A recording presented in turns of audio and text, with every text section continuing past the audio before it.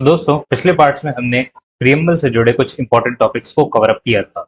Now let us talk about the remaining part. इस part में हम प्रियम्बल के बचे हुए कीवर्ड्स को डिस्कस करेंगे, जैसे justice, liberty,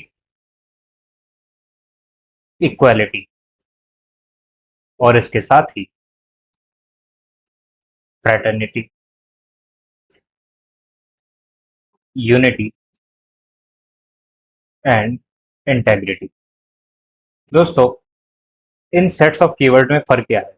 So these are the promises by the state towards the citizens of India.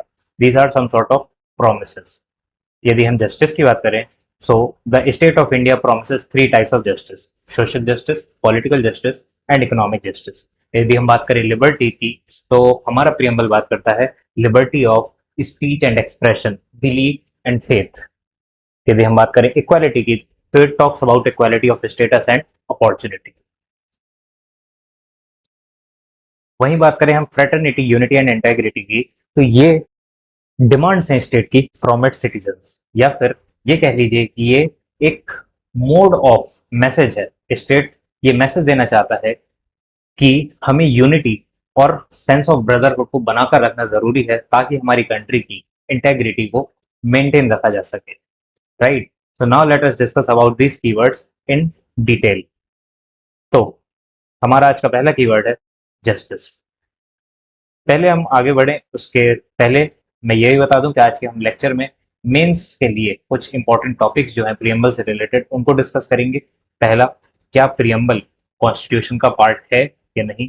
यदि ये पार्ट है तो क्या ये अमेंड हो सकता है? और तीसरा, इसकी इसकी लीगल इन्फोर्सिबिलिटी क्या है? Is it legally justified?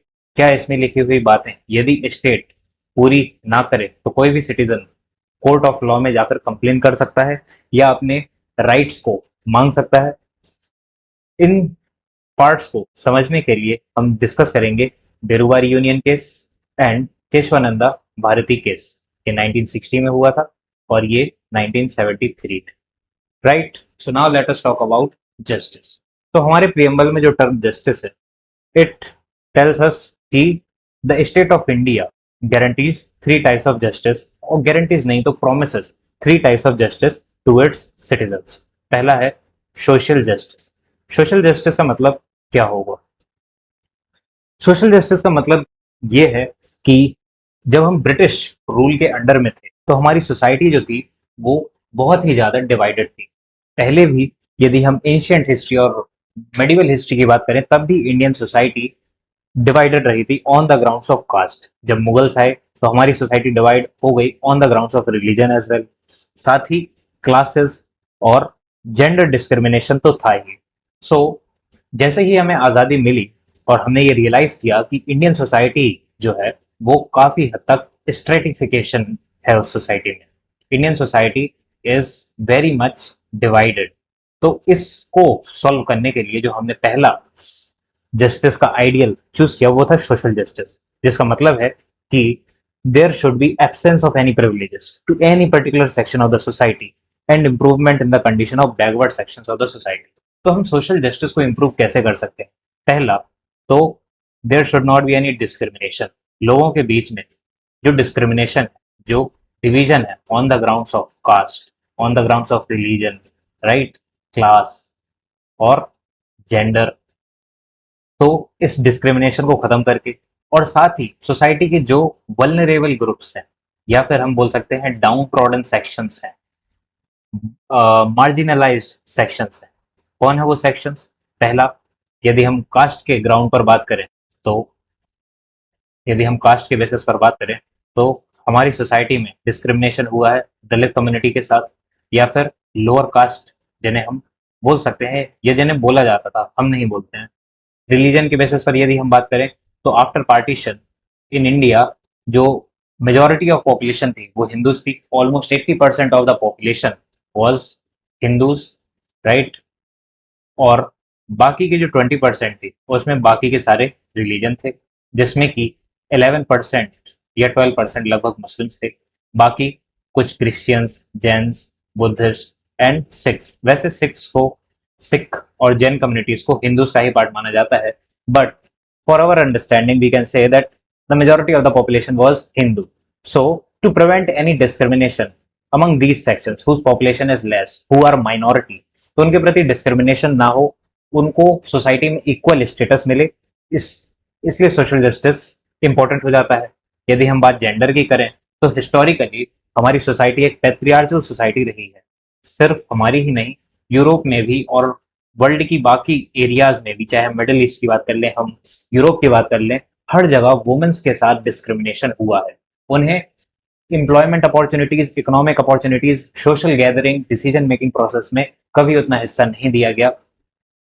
इसलिए सोशल जस्टिस में जरूरी हो जाता है कि जेंडर के बेसिस पर डिस्क्रिमिनेशन ना हो. तो जैसा कि मैं बता रहा था कि जो ये वल्नरेबल सेक्शंस हैं, कास्ट के बेसिस पर, रिलीजन के बेसिस पर, जेंडर के बेसिस पर, इनके लिए पॉजिटिव मेजर्स लेना, ताकि इनकी इम्प्रूवमेंट हो सके. हमारी गवर्नमेंट ने टाइम टू टाइम बहुत सारे ऐसे मेजर्स लिए हैं ताकि ये डाउन ट्रोडन सेक्शंस की इम्प्रूवमेंट हो सके, अपलिफ्टमेंट हो सके. Now let us talk about the second notion of justice, which is economic justice. So economic justice का मतलब क्या होगा?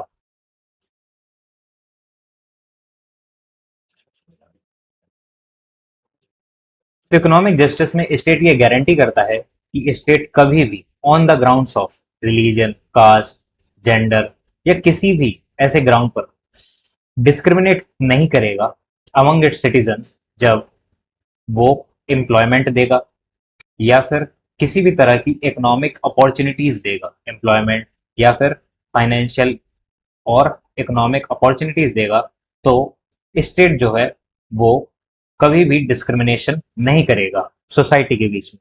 It means elimination of glaring inequalities in wealth, property, income and resources. हमारी society, जो Indian society है, इसमें जो majority of resources हैं वो हमेशा अपर कास्ट के द्वारा कंट्रोल किए गए थे. तो इकोनॉमिक जस्टिस से ये इंश्योर किया जाता है कि जो भी हमारे स्टेट की प्रॉपर्टी होगी, राइट, वेल्थ होगी, इकोनॉमिक ग्रोथ होगी, वो इक्विटेबली डिस्ट्रीब्यूट होगी. वो इक्विटेबली डिस्ट्रीब्यूट होगी. नॉट, कभी ऐसा नहीं होगा कि जो स्टेट है वो किसी एक रिलीजन को या किसी एक कास्ट को या किसी एक जेंडर को फेवर करे. जब बात आती है डिस्ट्रीब्यूशन ऑफ इनकम की, जब बात आती है डिस्ट्रीब्यूशन ऑफ रिसोर्सेस की, वेल्थ की, तो स्टेट प्रमोट्स इकोनॉमिक जस्टिस.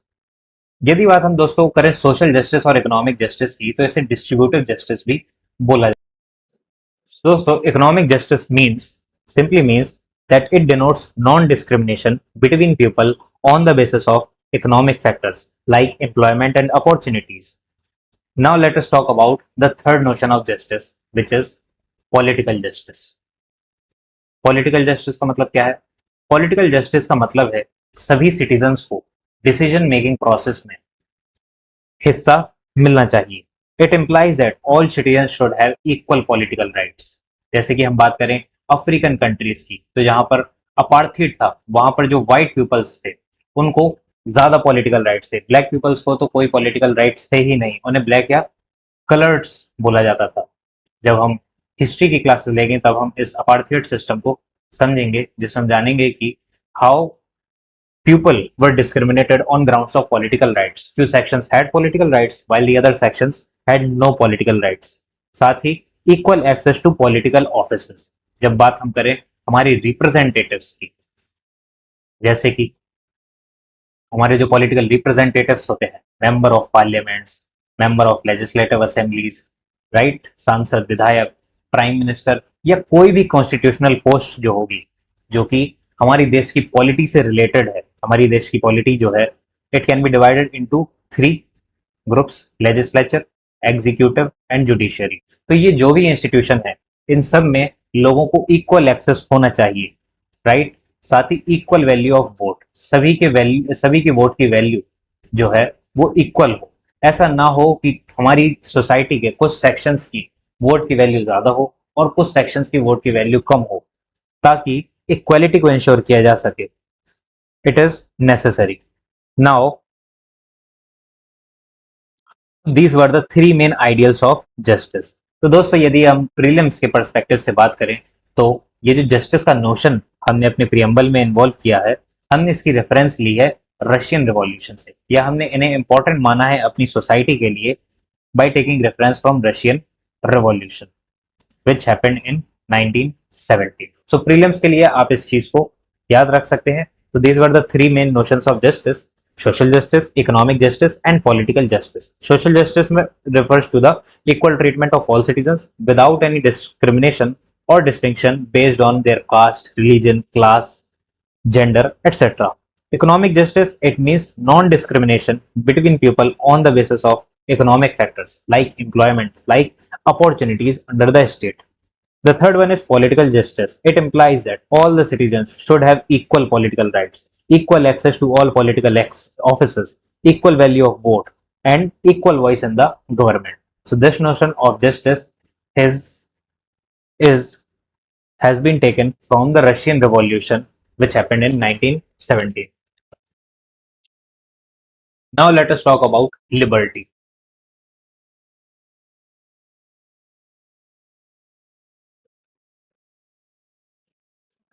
तो दोस्तों, लिबर्टी क्या है? Liberty as a term denotes freedom, some sort of freedom. यदि हम बात करें हमारे स्ट्रगल डेज की, when we were struggling for our independence, तब हमारे पास बहुत तरीके के फ्रीडम्स नहीं थे। हमारी सोसाइटी डिवाइडेड थी। लोगों को लोगों को ब्रिटिशर्स के खिलाफ बोलने के अधिकार नहीं थे। प्रेस को उनकी पॉलिसीज को क्रिटिसाइज करने का अधिकार नहीं था। यानी कि तो अगर हम ब्रिटिश एरा की बात करें तो we had no rights with respect to speech and expression.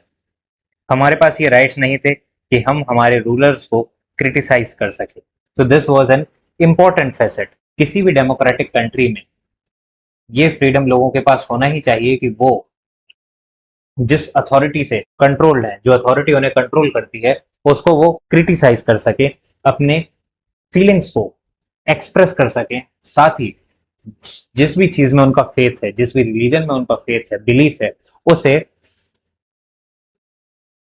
Profess कर सके और प्रैक्टिस कर सके। So the ideal of liberty is about freedom of thought, expression, faith, belief, and worship as one of the core values. So, the ideal of liberty in our constitution, हम बात करें इस ideal की, जैसे कि justice का जो ideal है, हमने उसकी रेफरेंस रशियन रिवॉल्यूशन से ली थी, और जो लिबर्टी का रेफरेंस है, we have taken this from the French revolution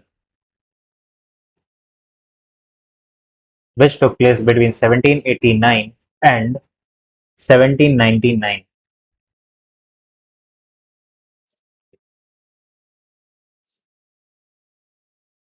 दोस्तों, जो तीसरा प्रॉमिस हमारा स्टेट सिटीजन्स ऑफ इंडिया को करता है, वो है इक्वालिटी का।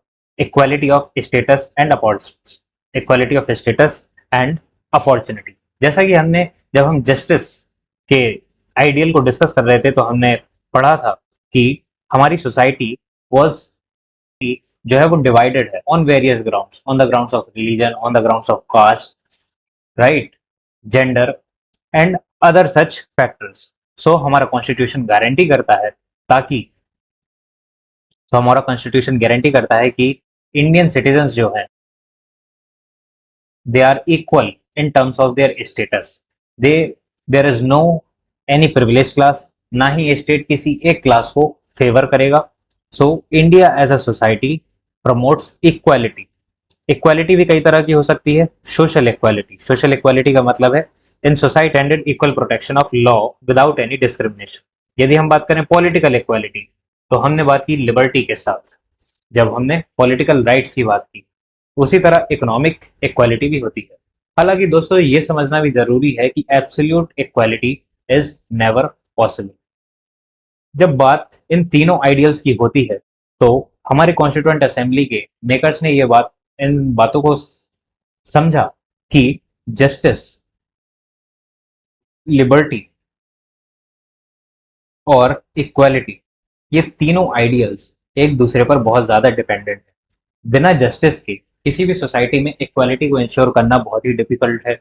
और यदि किसी सोसाइटी में इक्वालिटी नहीं है और लिबर्टी है, तो हो सकता है कि कुछ लोगों की लिबर्टी, कुछ लोगों के फ्रीडम की वजह से दूसरे लोगों के जो डाउन ट्रोडन सेक्शंस हैं उनके फ्रीडम्स वायलेट हों या फिर उनको इतने अधिकार ना मिल पाए। उसी तरह ऐसी सोसाइटी में जहां पर इक्वालिटी नहीं है, उसी तरह एक ऐसी सोसाइटी जहां पर लिबर्टी तो है पर इक्वालिटी नहीं है, वहां पर कभी जस्टिस नहीं आ सकता है। बिना इक्वालिटी के जस्टिस नहीं आ सकता है। That's why these all three principles have to be seen in form of triangle. Without these it is not possible to establish a society where justice can be ensured, where liberty can be ensured. So these are very important for a successful democratic society. Her democratic society में इन तीन principles या इन तीन ideals का होना बहुत ही ज्यादा जरूरी होता है।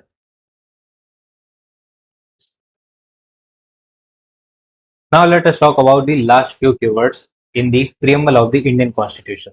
So the last three words in the preamble of the Indian Constitution are related to each other. They are not different in meaning to each other. What are they? They are fraternity, unity, and integrity. We must keep in mind that this word integrity was added by the 42nd Amendment Act 1976।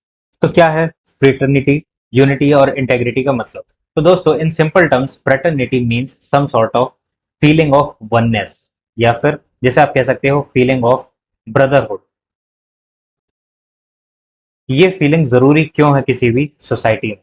This feeling is necessary in any society to ensure the unity. This feeling is very necessary to ensure the unity. और किसी भी society में लोगों के बीच में इस unity की जरूरत क्या है? लोगों के बीच में इस यूनिटी की जरूरत है to keep the society integrated, to prevent the divide in any society. Friends, हमारे कॉन्स्टिट्यूशन में एक आर्टिकल है related to fundamental duties. In article 51 A ये ड्यूटीज जो है वो सिटीजन्स के लिए है। हालांकि ये ड्यूटीज मैंडेटरी नहीं है, these duties are not mandatory, but these are given just to create more awareness in the society, right? तो उसमें ये duty of India should promote harmony and the spirit of brotherhood. So one of the fundamental duties is that the citizens of India should promote feeling of brotherhood, harmony, and peace in society, so that unity of the nation could be maintained, so that any kind of divide in the society or in the nation can be prevented. ये ideal जरूरी क्यों है mention करना? ये ideal जरूरी इसलिए है because India is a very diverse nation, very very diverse nation. हमारी सोसाइटी में कई तरह के रिलीजन्स हैं, कई तरह की लैंग्वेजेस हैं और कई तरह की कास्ट है। तो यदि हम इन आइडियल्स को इंश्योर नहीं करेंगे, यदि हम सिटीजन्स को ये ड्यूटी नहीं देंगे कि वो सभी को, तो बहुत ही मुश्किल हो जाएगा इस सोसाइटी को यूनाइटेड रखने में। तो दोस्तों अभी तक जो भी हमने प्रियम्बल के बारे में पढ़ा वो उसकी फैक्चुअल इन्फॉर्मेशन थी, वो उसकी मीनिंग थी, हमने उसकी सिग्निफिकेंस को समझा, हमने हिस्ट्री को समझा, हमने इसकी इंपॉर्टेंस को समझा। अब हम जो पढ़ने वाले हैं वो है मीन्स के परस्पेक्टिव से बहुत ही ज्यादा इंपॉर्टेंट। तो अब आप अपनी अटेंशन दीजिएगा। सो मेंस के पर्सपेक्टिव से प्रियम्बल के रिगार्डिंग तीन बड़े क्वेश्चंस होते हैं। पहला क्वेश्चन ये है कि क्या प्रियम्बल कॉन्स्टिट्यूशन का पार्ट है या नहीं। दूसरा, यदि ये पार्ट है तो क्या प्रियम्बल अमेंड किया जा सकता है? अमेंड का मतलब क्या होता है? अमेंड का मतलब होता है सम सॉर्ट ऑफ चेंज, या तो कुछ एडिशन, सब्ट्रैक्शन या कुछ modification, right? So this is what amendment means. And the third thing is, यदि ये प्रियम्बल कॉन्स्टिट्यूशन का पार्ट है तो हम जानते हैं कि कॉन्स्टिट्यूशन में हर लिखी बात लेजिटिमेट होती है। कॉन्स्टिट्यूशन कोई मामूली बुक नहीं है जिसमें लिखी हुई बात इलेजिटिमेट हो या जो कि कोर्ट में इन्फोर्सेबल ना हो, except directive principles of state policy जो कि सजेशंस है। उसके अलावा सारी की सारी कॉन्स्टिट्यूशन में जो बात है वो लेजिटिमेट है। तो क्या प्रियम्बल कोर्ट में इन्फोर्सिएबल है, so is it legally enforceable. इससे जुड़े तीन इंपॉर्टेंट केस हैं, एक है बेरूबारी यूनियन केस और दूसरा है केशवानंदा भारती केस।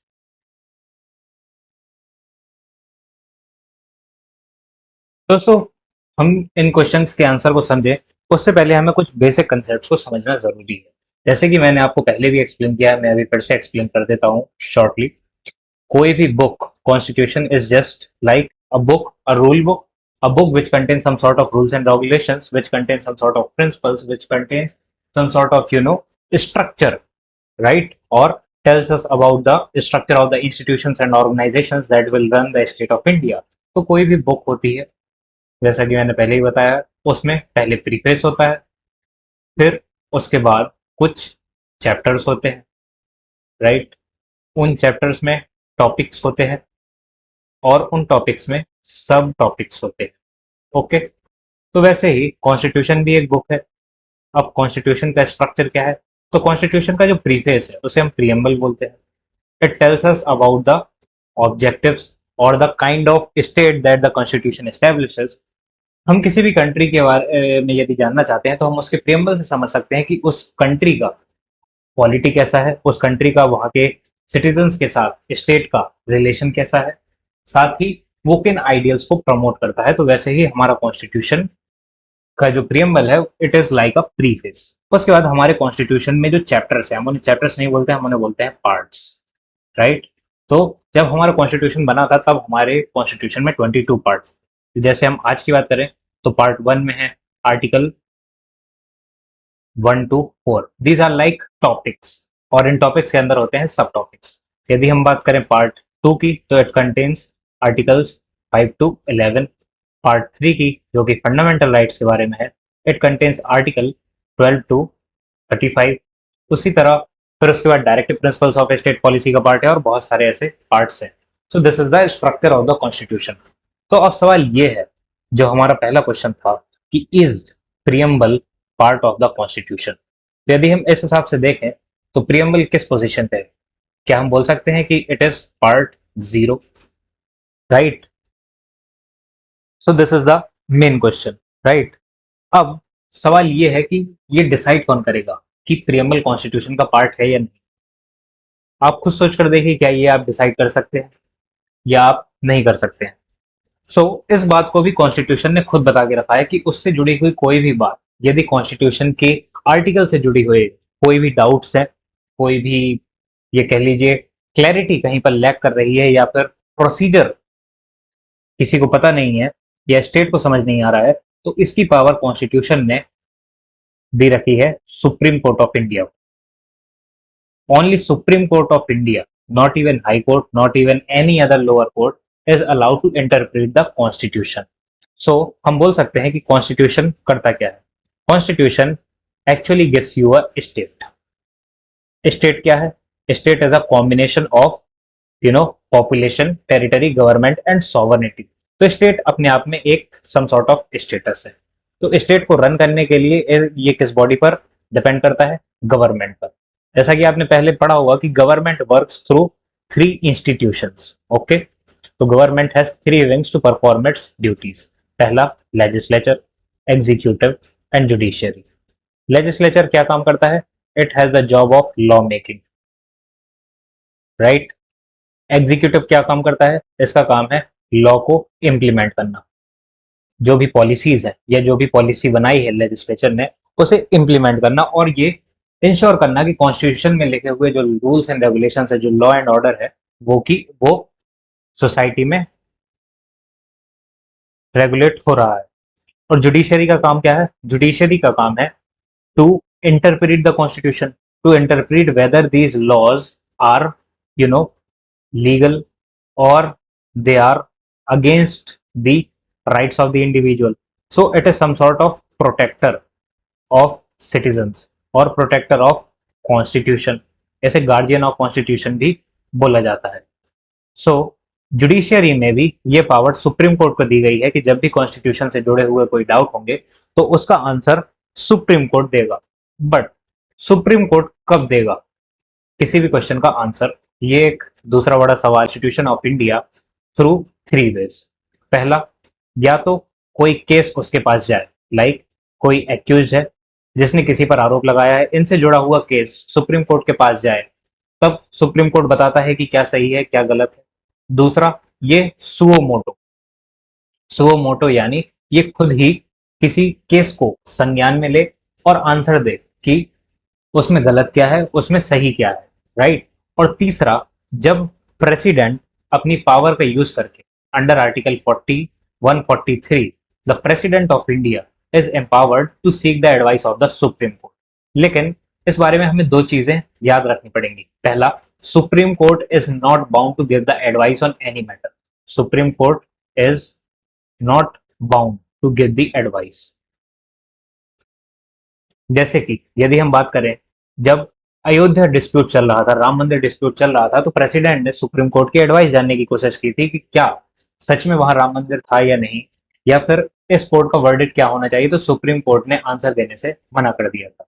दूसरी कंडीशन जो है, दूसरी चीज ये है इस बारे में, नीदर द प्रेसिडेंट और the government of India is bound to accept the advice, right. तो it is completely advisory jurisdiction of supreme. Jurisdiction का मतलब है it is some sort of power कि सुप्रीम कोर्ट कर क्या क्या कह सकता है। तो supreme court performs its activities through some of the veg.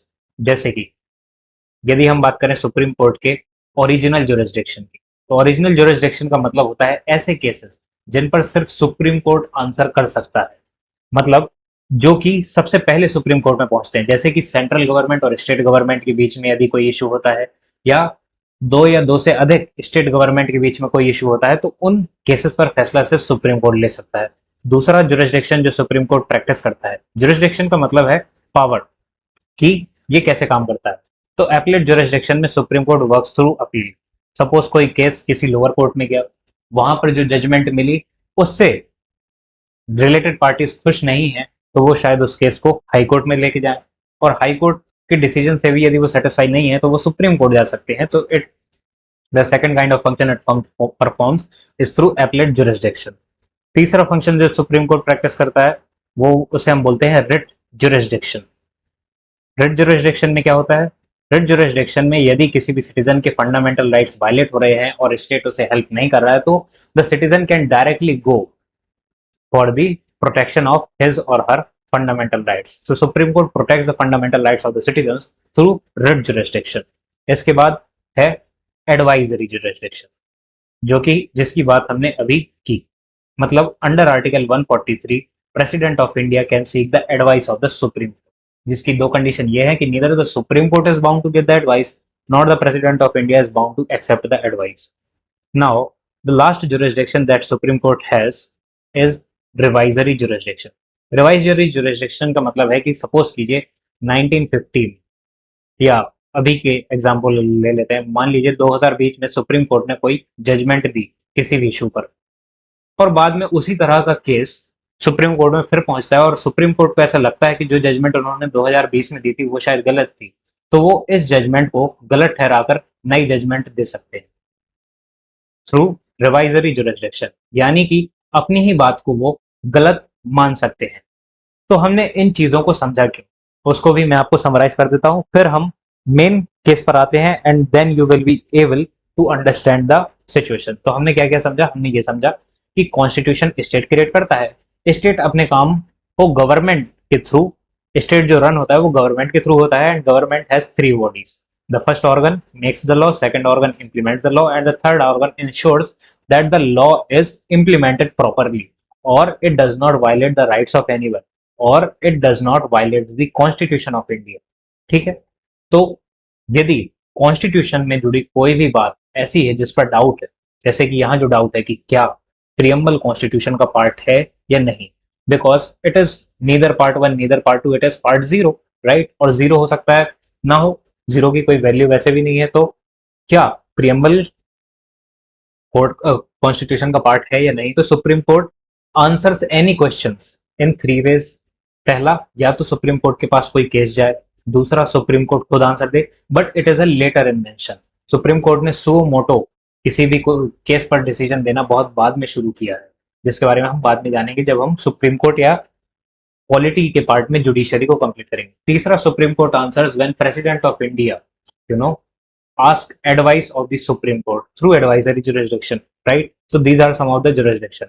अब इन jurisdiction में हमें ये चीज जरूरी याद रखनी है इन तो दोस्तों जब सुप्रीम कोर्ट के जुरिस्डिक्शन की बात है तो आज के लिए हमें इन दो जुरिस्डिक्शन को याद रखना है। पहला, आर्टिकल 143 के तहत सुप्रीम कोर्ट एडवाइस देता है प्रेसिडेंट ऑफ इंडिया को, और दूसरा रिवाइजरी जुरिस्डिक्शन, यानी कि सुप्रीम कोर्ट खुद की ही जजमेंट को गलत मान सकता है और नई जजमेंट दे सकता है। So now let us start with main agenda of today's lecture, which is about Beruvari Union case.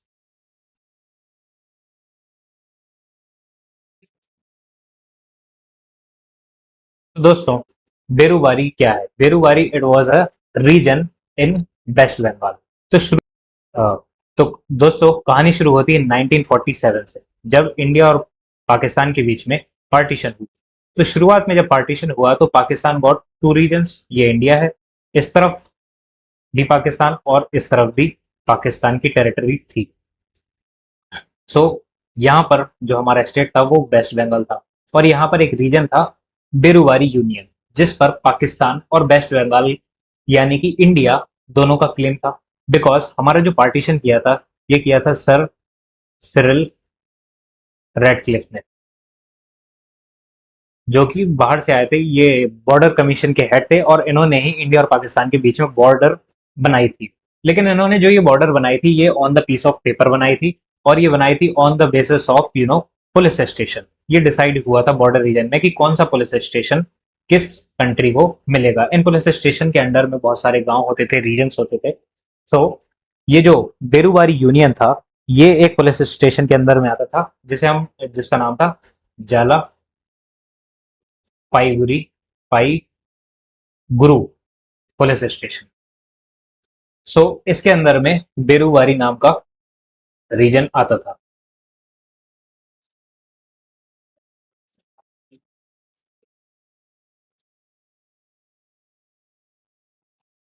तो वैसे तो जो बेरुवारी रीजन था, जो कि जैसा कि मैंने बताया जालापाई गुरु पुलिस स्टेशन के अंडर में आता था, ये इंडिया को अवार्ड किया गया था, बट पाकिस्तान का भी इस पर क्लेम था। बिकॉज बॉर्डर पर होता क्या है कि जब बॉर्डर इस बेसिस पर बनती है कि कहाँ पर हिंदू मेजोरिटी है कहाँ मुस्लिम मेजोरिटी है, तो इस तरीके की सिचुएशन हो चुकी थी, जैसे कि ये बाउंड्री है। Now this is the actual boundary. So suppose कर लीजिए ये पाकिस्तान है और ये इंडिया है। अब पाकिस्तान की कुछ टेरिटरी यहाँ पर आ रही है, कुछ टेरिटरी यहाँ पर आ रही है, और इंडिया की कुछ टेरिटरी यहाँ पर आ रही है, कुछ टेरिटरी यहाँ पर आ रही है। तो इन्हें हम इंक्लेव्स भी बोलते हैं।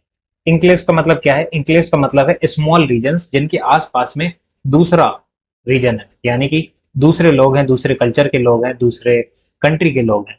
सो ऐसे में क्या होता है कि इन ऐसी जगहों पर बहुत ज्यादा अनरेस्ट हो जाता है, ना ही ये लोग अच्छे से रह पाते हैं ना ही ये लोग अच्छे से रह पाते हैं। तो इसकी वजह से डिस्प्यूट हो रहे थे बहुत ज्यादा, पार्टीशन के बाद बहुत जगह पर हो रहे थे, और वैसे ही बेरुबारी में भी हो रहे थे। तो इस इशू को सॉल्व करने के लिए 1958 में, जो कि बेरुबारी रीजन से जुड़ा हुआ था, 1958 में Indian prime minister Pandit Jawaharlal Nehru और पाकिस्तान के प्राइम मिनिस्टर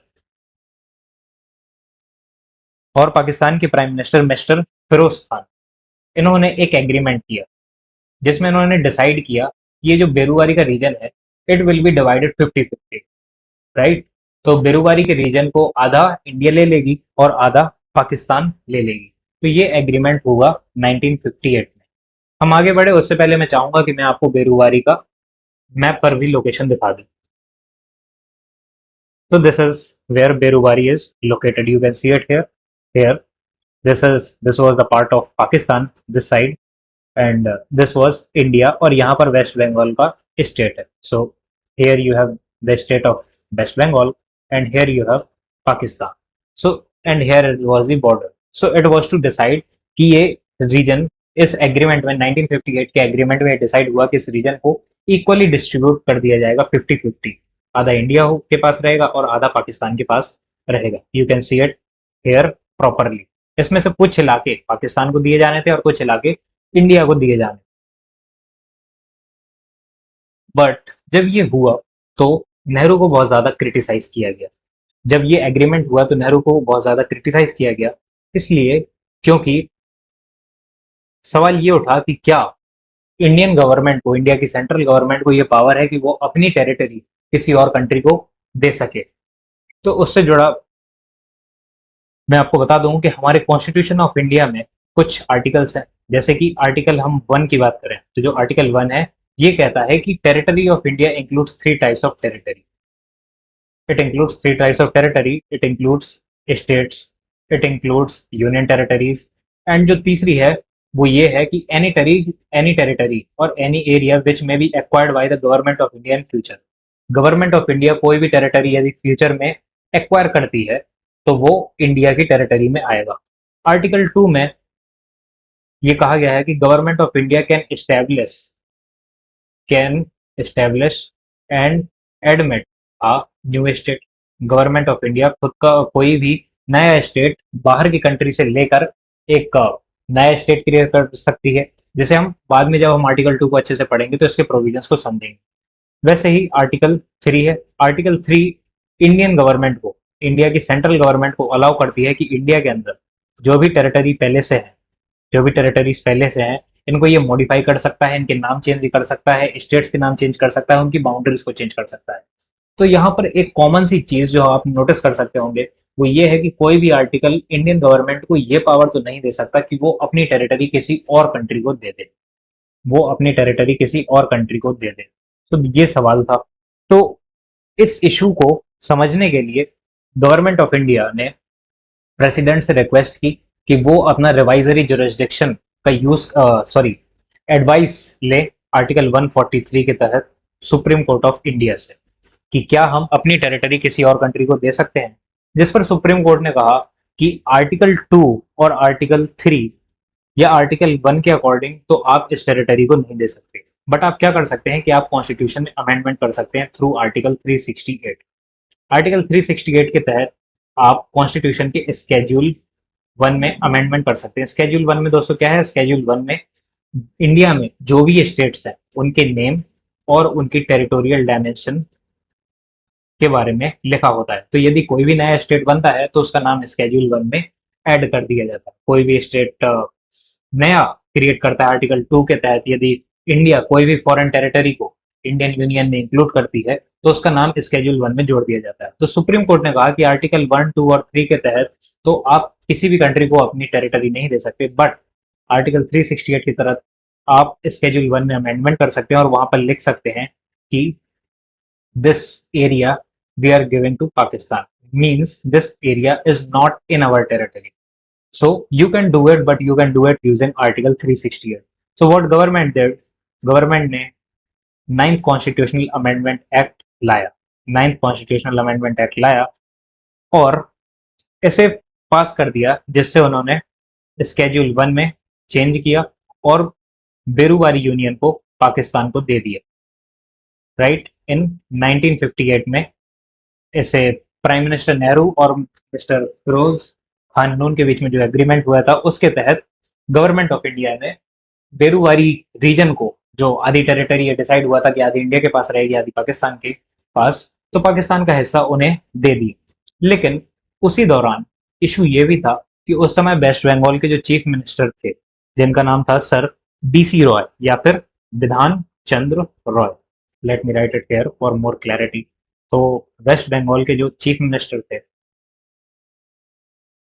विधान चंद्र रॉय, इन्होंने इस मूव को अपोज किया। ये इस बात को सुप्रीम कोर्ट में लेकर गए। साथ ही कंट्री में बहुत ज्यादा अनरेस्ट था, तो तो ये केस लेकर गए सुप्रीम कोर्ट ऑफ इंडिया में। अब सुप्रीम कोर्ट में एक तरफ थी गवर्नमेंट, जिसको रिप्रेजेंट करते हैं जो लीगल ऑफिसर, उन्हें हम बोलते हैं अटॉर्नी जनरल ऑफ इंडिया, जिनके बारे में हम बाद में पढ़ेंगे। ये गवर्नमेंट के लीगल वकील होते हैं। और ये थे दूसरी तरफ थे पेटिशनर, जिन्होंने गवर्नमेंट के इस मूव को अपोज किया था, या आप इसे अपोजिशन बोल लीजिए। तो इन्होंने ये आर्ग्यूमेंट दी कि क्या गवर्नमेंट, इन्होंने ये सवाल पूछा कि क्या गवर्नमेंट ऑफ इंडिया अपनी टेरिटरी किसी और को दे सकती है? तो इन्होंने कहा कि हमारे कॉन्स्टिट्यूशन के प्रियम्बल में, दोस्तों यहाँ पर ध्यान दीजिए, अब इस केस का मेन पॉइंट आ चुका है। तो इन्होंने ये आर्ग्यूमेंट दिया कि कॉन्स्टिट्यूशन के प्रियम्बल में लिखा है कि India is a sovereign country. We the people of India having solemnly resolved to constitute India into a sovereign socialist secular democratic republic।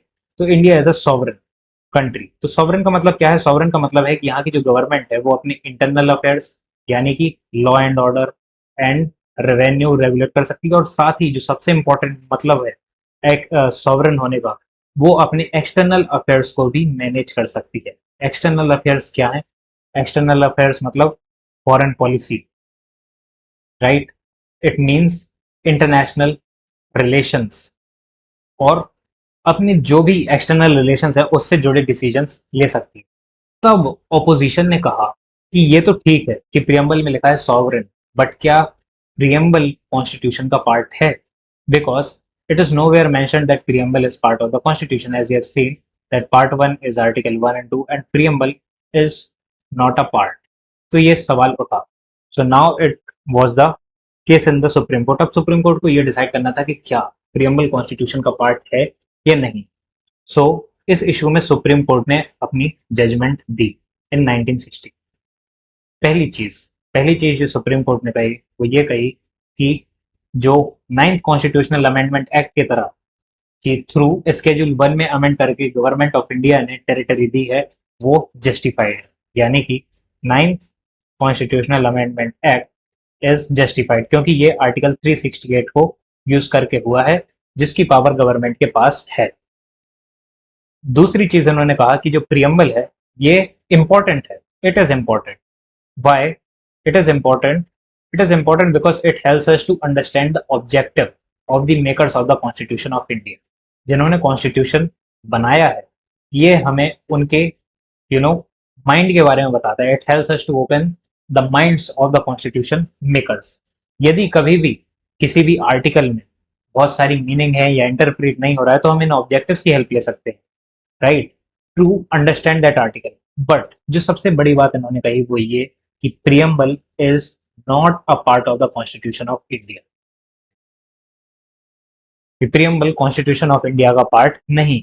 तो if preamble is not the part of constitution of India, तो दूसरा सवाल भी solve हो जाता है कि अब ये पार्ट है ही नहीं, तो इसे अमेंड भी क्यों किया जाएगा? Because article 368 talks about amendment in the constitution, right? Anything which is not in a part of the constitution, how it can be amended? और तीसरा, since it is not the part, it is also not legally enforceable. यानी कि इसमें जो बात लिखी है उसे आप कोर्ट में नहीं ले जा सकते। आप कोर्ट में ये नहीं बोल सकते कि प्रियम्बल में ऐसा लिखा है इसलिए हमने ऐसा किया है। सो जो गवर्नमेंट ने ये आर्ग्यूमेंट दी थी कि प्रियम्बल में लिखा है कि सॉवरेन है एंड इसलिए गवर्नमेंट टेरिटरी दे सकती है, ये आर्ग्यूमेंट गलत है। बट ये जो इन्होंने प्रोसीजर अपनाया है ninth constitutional amendment act article 368 के थ्रू और अपनी टेरिटरी को दिया है, ये जस्टिफाइड है, क्योंकि ये गवर्नमेंट कर सकती है, but it is not legally enforceable. So this was the judgement of the supreme court in the Berubari union case. क्या थी जजमेंट? ये थी जजमेंट कि टेरिटरी देना इज जस्टिफाइड, और दूसरी चीज, preamble of India, preamble of the Indian constitution is not the part of the constitution of India.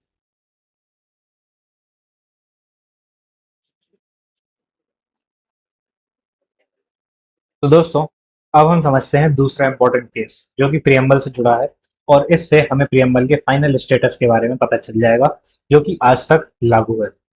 So now let us talk about Kesavananda Bharati case. It happened in 1973। तो story का background क्या है? So guys, इस case का background ये है कि in the state of Kerala there was a math जिसके पास बहुत सारा लैंड था।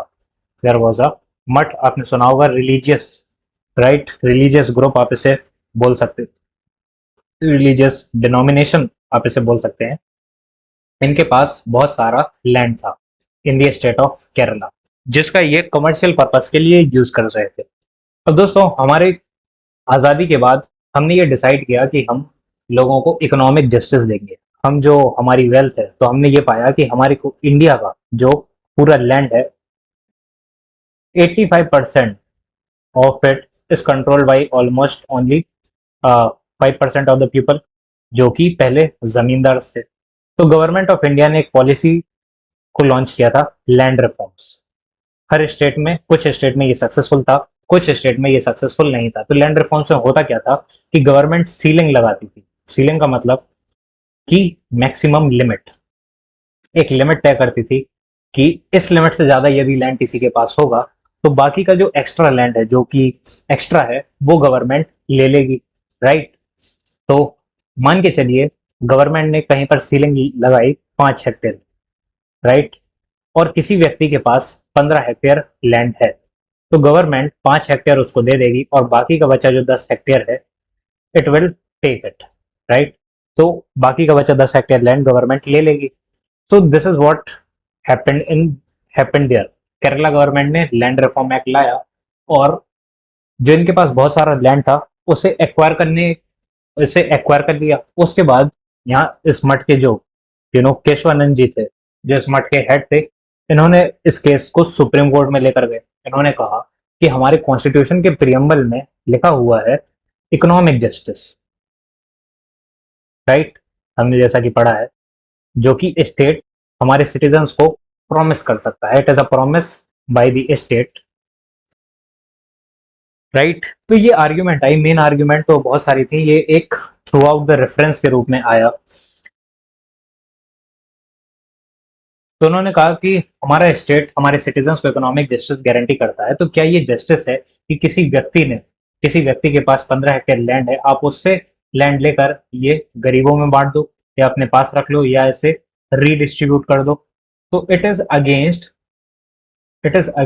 माई justice, it is harming my freedom, it is harming my justice, ये मेरे साथ अन्याय है। So what happened in supreme court then, right. एक तरफ थी गवर्नमेंट पहले की तरफ और एक तरफ था केशवानंद भारती जी या इनके जो लॉयर थे। सो आर्ग्यूमेंट हुआ। केशवानंद भारती जी ने, के जो लॉयर थे, उन्होंने कहा कि हमारे प्रियम्बल में लिखा है इकोनॉमिक जस्टिस के बारे में, और ये तो जस्टिस है नहीं कि आप किसी का लैंड लें और वो किसी और को डिस्ट्रीब्यूट कर दे बिना पैसे दिए। उस टाइम पर इंडियन गवर्नमेंट के पास इतना पैसा तो था नहीं कि वो किसी से पैसे से उनकी जो एक्स्ट्रा जमीन है उसको खरीदे और फिर रीडिस्ट्रीब्यूट करे। तो गवर्नमेंट क्या कर रही थी, सीलिंग लगा रही थी, यानी कि मैक्सिमम लिमिट ऑफ लैंड जो किसी के पास हो सकती है। सो दे सेड कि it is against the justice. तो गवर्नमेंट ने कहा कि 1960 के बेरुवारी यूनियन केस में सुप्रीम कोर्ट ने ही कहा था कि प्रियम्बल कॉन्स्टिट्यूशन का पार्ट है ही नहीं, तो फिर यदि प्रियम्बल में इकोनॉमिक जस्टिस लिखा भी है तो इसका कोई मतलब ही नहीं है, राइट। तो यहाँ पर सुप्रीम कोर्ट ने जब जजमेंट दी तो इसने प्रैक्टिस किया अपना रिवाइजरी जुरिस्डिक्शन, जिसमें मैंने आपको बताया था कि सुप्रीम कोर्ट अपनी पुरानी किसी भी जजमेंट को कैंसिल कर सकती है और उस इशू पर नई जजमेंट दे सकती है। तो सुप्रीम कोर्ट ने जजमेंट दी। सुप्रीम कोर्ट ने कहा कि preamble is part of the constitution of India, और ना ही ये सिर्फ पार्ट है, it is the integral part, और यू से an important part of the constitution of India, पहली चीज। लेकिन सुप्रीम कोर्ट ने दूसरी बातें भी कही। क्यों दूसरी बातें कही, उसको समझने के पहले हम कुछ चीजों को, एक कंसेप्ट को समझ लें। जैसे कि हमारा प्रियम्बल बोलता है कि we will ensure equality, but जैसे कि मैंने आपको पहले बताया था कि absolute equality is never possible. हर कोई इक्वल नहीं हो सकता है। क्यों? क्योंकि कोई ज्यादा मेहनत कर रहा है, कोई कम मेहनत कर रहा है, तो ऑन दैट बेसिस कोई इक्वल कैसे हो सकता है। और साथ ही में हमने बात की थी लिबर्टी की। तो इतना बड़ा देश है, इतनी बड़ी पॉपुलेशन है, कहीं ना कहीं तो किसी ना किसी का फ्रीडम जो है वो वायलेट होगा ही, राइट। तो जस्टिस की भी हम बात करें तो social justice, political justice, economic justice, कहीं ना किसी के साथ अन्याय तो होगा। तो इसे लीगली एनफोर्सेबल बोल देना इज वेरी डिफिकल्ट, क्योंकि यदि हम ऐसा करेंगे तो बहुत सारे इश्यूज क्रिएट हो जाएंगे। सो और दूसरा, यदि हमने इसे लीगली एनफोर्सेबल कर दिया तो सुप्रीम कोर्ट, जो गवर्नमेंट है, जो कि ऐसे पॉजिटिव मेजर्स ले रही है, वेल्थ को रीडिस्ट्रीब्यूट कर रही है ताकि सोसाइटी के जो डाउन ट्रॉडन सेक्शंस हैं उनके पास रिसोर्सेज पहुंच सके। तो गवर्नमेंट ऑफ इंडिया एक पॉजिटिव काम ही तो कर रही है। जो समाज में पहले से इनक्वालिटी है उसे खत्म करने के लिए ये लैंड रिफॉर्म्स कर रही है। तो सुप्रीम कोर्ट ने कहा कि preamble can not restrict government from doing something, it is neither a source of power. ये ना ही गवर्नमेंट के लिए सोर्स ऑफ पावर है, पहली चीज। दूसरी चीज, it it is also not a restriction on power of government. ये गवर्नमेंट की पावर को रिस्ट्रिक्ट भी नहीं कर सकता। और तीसरी चीज जो इसने कहा कि preamble is not legally enforceable, जिसका रीजन हमने अभी अभी समझा। सो ये तो है कि preamble is an important part of the constitution. यदि किसी भी आर्टिकल में डाउट होता है तो उसकी इंटरप्रिटेशन के लिए हम प्रियम्बल से जुड़े ऑब्जेक्टिव्स को यूज कर सकते हैं। सो अब यहाँ पर वही 3 सवाल फिर से आ जाते हैं कि क्या प्रियम्बल कॉन्स्टिट्यूशन का पार्ट है? तो आंसर इज यस। दूसरा, क्या प्रियम्बल को अमेंड किया जा सकता है? The answer is again yes. Why? Because now preamble is part of this constitution. ये कॉन्स्टिट्यूशन है, ये ये हमारा प्रियम्बल है, और उसके बाद पार्ट 1, पार्ट 2, तो it is part of the constitution. And article 368 says, जो कि अमेंडमेंट के बारे में है, कि government of India through a special majority can amend any part of the constitution, right? तो ये अमेंडमेंट भी इसका हो सकता है। क्या प्रियम्बल लीगली एनफोर्सेबल है? तो the answer is no, it is not legally enforceable. इसके बेसिस पर कोर्ट में गवर्नमेंट ऑफ इंडिया पर केस नहीं किया जा सकता, बिकॉज ऐसा किया जाएगा तो गवर्नमेंट ऑफ इंडिया काम ही नहीं कर पाएगी, राइट? लेकिन इसी केस में सुप्रीम कोर्ट ने जो एक और बड़ी डॉक्ट्रिन दी वो थी the doctrine of basic structure, जिसे हम बाद में भी पढ़ेंगे। डॉक्ट्रिन ऑफ बेसिक स्ट्रक्चर में सुप्रीम कोर्ट ने कहा कि preamble is amendable. Preamble is amendable. Okay. But preamble में जो आइडियल्स लिखे हैं, जैसे कि India is democratic, right? India is Republic, okay. तो इसी तरीके की ये जो आइडियल्स हैं, equality of status, liberty of freedom, speech, expression, ये जो फीचर्स हैं, गवर्नमेंट ऑफ इंडिया इन्हें अमेंड नहीं कर सकती even by using article 368। Government of India can not amend these structure. Why? Because these are the fundamental features of the constitution. These are the fundamental features or the most important features of the constitution. और यदि ये features नहीं होंगे तो without these features, without these fundamental features, the constitution of India will collapse. It will lose the very identity. तो constitution of India जो है उसका पूरा स्ट्रक्चर, उसके जो पूरे प्रिंसिपल्स हैं वो बिखर जाएंगे यदि प्रियम्बल में मेंशन जो ये आइडियल्स हैं, यदि इनको अमेंड कर दिया गया तो कॉन्स्टिट्यूशन अपनी आइडेंटिटी खो देगा।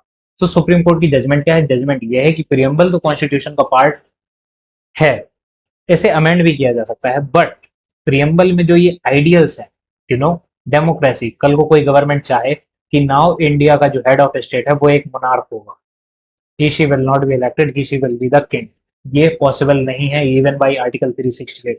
कल को कोई गवर्नमेंट आके बोले कि India is no more democracy, it will follow dictatorship, तो ये भी पॉसिबल नहीं है।